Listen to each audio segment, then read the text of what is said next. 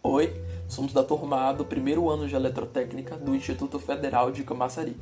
Esse é o grupo formado por Alana, Beatriz, Caio Nunes, Camila, Caroline e Andy, e agora vamos explicar para você o que são sólidos de revolução. Antes que você se pergunte, sólidos são os objetos com altura, comprimento e largura. A revolução desses objetos vem da relação estabelecida entre o giro que algumas formas fazem em torno de um eixo para gerar esses sólidos de revolução e do fato de que no campo astronômico o movimento cíclico da Terra em volta do Sol era chamado de revolução por Copérnico. Assim, os sólidos de revolução são formas tridimensionais formadas pela rotação de uma figura plana num eixo, resultando numa esfera, num cilindro ou em outra forma curva. Esses sólidos também são chamados de não poliedros, por terem pelo menos um lado curvo, diferente dos sólidos de transição ou poliedros, que possuem todos os lados retos, como um cubo ou um prisma. Conheça alguns desses sólidos de revolução agora. A parte superficial da esfera é conhecida como superfície esférica, e todos os pontos da superfície esférica têm a mesma distância entre o raio e a origem, e ela pode ser obtida pelo giro do semicírculo ao redor do seu diâmetro.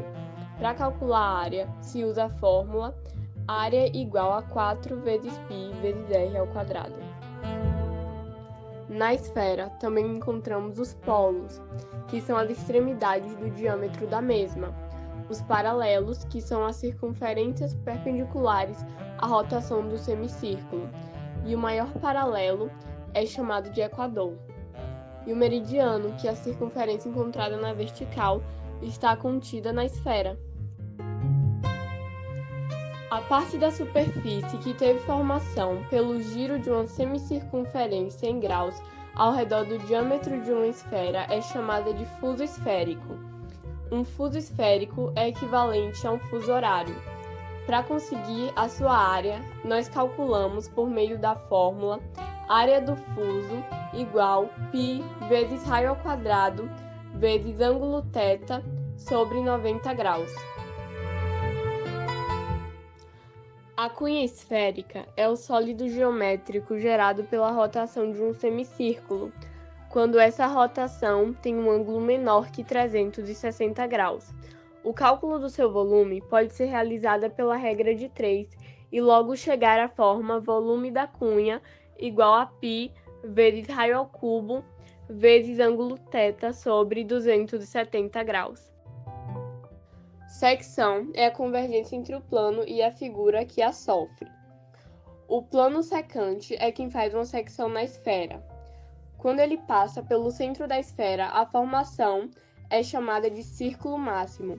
O termo para calcular é S ao quadrado, que é igual a R ao quadrado menos D ao quadrado, sendo S o raio do círculo formado pela secção, R o raio da esfera e D a distância entre o plano da secção e o centro da esfera.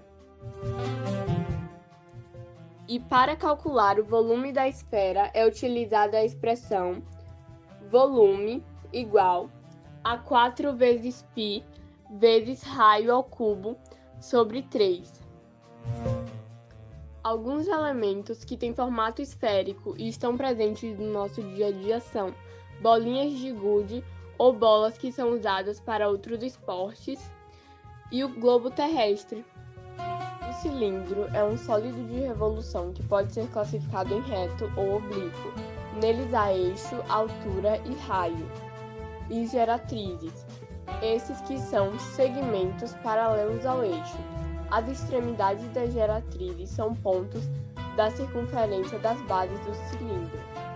Obtém-se um cilindro girando uma região retangular sobre um eixo. No caso do cilindro reto, a altura, o eixo e a geratriz têm a mesma medida.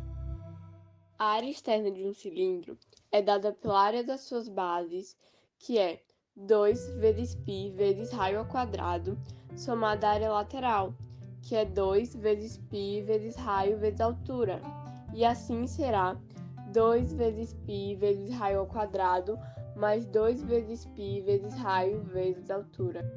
e seu volume vem da multiplicação da área da base pela altura, que vai ser então π vezes raio ao quadrado vezes altura. O cone é um sólido geométrico espacial, de base circular, formado por segmentos de reta onde suas extremidades vão formar uma circunferência. Os elementos de um cone são a base, que é um círculo plano de centro O, que possui um raio, sendo o raio a metade de um diâmetro, possui vértice, que é a região onde todos os segmentos de reta vão se direcionar, também possui altura, que é a distância entre o vértice e a base em um ângulo de 90 graus, possui geratriz, que é qualquer segmento de reta que vá da base até o vértice, e seção transversal. A seção transversal é um pouquinho mais difícil de explicar, que vai ser citada com mais detalhes logo, mas o que se deve saber até agora é que como o cone é um sólido geométrico de corpo redondo, ele vai possuir uma certa particularidade.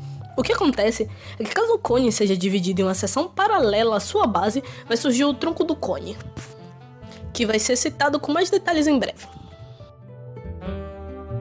Partindo para a classificação, existem dois tipos de cone, os retos e oblíquos. Os cones retos têm sua base e altura que formam um ângulo de 90 graus e todas as geratrizes têm o mesmo tamanho e forma. Os cones retos são conhecidos como os cones de revolução porque surgem a partir da rotação de um triângulo nos seus próprios catetos. Já os cones oblíquos, a base e a altura não formam um ângulo de 90 graus, portanto, suas geratrizes não vão possuir o mesmo tamanho e forma. Voltando um pouquinho para um conceito que já citado, a seção transversal, vamos falar sobre o tronco do cone. O tronco do cone é qualquer sólido formado a partir de uma seção de altura paralela à base, no caso, a seção transversal. Ocorre que vai ter, a partir dessa seção, a formação de outro cone de menor tamanho e o tronco do cone. A partir da análise de uma imagem, vamos poder ver que o tronco do cone é uma figura que tem as duas faces circulares, uma maior e outra menor. Portanto, ele vai ter dois raios por causa disso, o raio da base maior e o raio da base menor. Isso entraria nos elementos do tronco do cone, no caso, que seria o raio da base maior, a altura do tronco, o raio da base menor e a geratriz qualquer do cone. Já o volume do tronco vai ser dado pela fórmula V é igual a π vezes a altura sobre 3, vezes o valor da base maior ao quadrado, mais a base menor, vezes a base menor, vezes a área da base menor ao quadrado. Saindo um pouco da teoria e partindo para a conta matemática, nós vamos ver alguns cálculos envolvendo o tronco do cone. Os cálculos que podemos fazer envolvendo o tronco do cone são a geratriz do tronco do cone, o cálculo de área total e o volume do tronco. A geratriz do tronco do cone vai ser achada a partir de uma relação com o teorema de Pitágoras, tomando em consideração que o teorema diz A ao quadrado igual a B ao quadrado mais C ao quadrado, e usando essas relações para os elementos, vamos chegar à conclusão de que A vai ser a nossa geratriz, B vai ser a nossa altura e C vai ser a nossa base maior menos a base menor. Já o cálculo de área vai ser observado a partir da planificação do tronco do cone. Os dois círculos vão atuar como base e suas áreas laterais. Portanto, a área vai ser dada a partir da soma de todos os eixos, sendo na fórmula área total é igual a área da base maior mais área da base menor mais área das áreas laterais. Saindo um pouco do tronco do cone, vamos falar agora sobre os cálculos envolvendo o cone, agora por completo. Os cálculos envolvendo o cone por completo são os cálculos de área, que assim como acontece no seu tronco, os cálculos de área de um cone vão ser determinados a partir da soma das áreas laterais com o valor da área de sua base, rendendo assim a fórmula de área é igual a πr ao quadrado. Já para volume, sua forma vai ser representada da seguinte forma. Volume vai ser igual a πr ao quadrado vezes a altura sobre 3.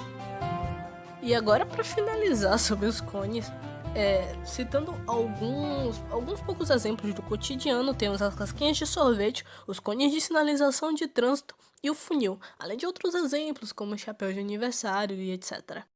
Há também figuras que carecem de alguma parte da própria área ou do próprio volume, ou que giram afastadamente do eixo, originando um buraco no centro, como um retângulo que, girando afastado do eixo, gera um cilindro com furo passante.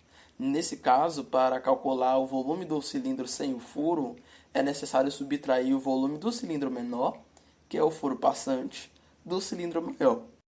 Também é possível visualizar sólidos de revolução na revolução de poliedros, como, por exemplo, um cubo, ao girar, pode formar um cilindro E um prisma, ao girar, pode originar um cone.